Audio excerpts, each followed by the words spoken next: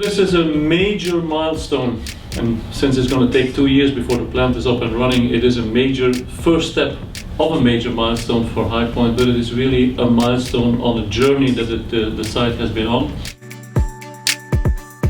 High Point is dealing with a lot of articles, a lot of products they have to get to customers, a lot of leaps and bounds at customers and to adjust their productivity.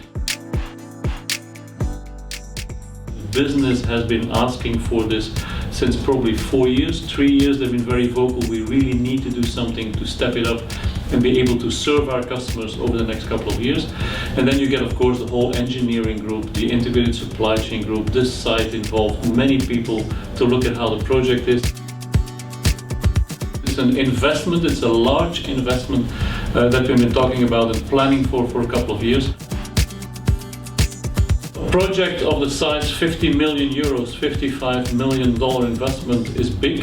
In fact, you can build a very beautiful, completely new site for that money.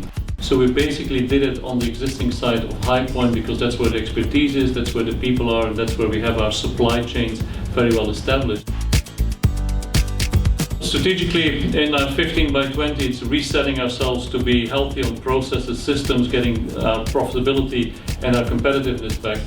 And the investment in the wood coatings business here in High Point fits completely in that strategy.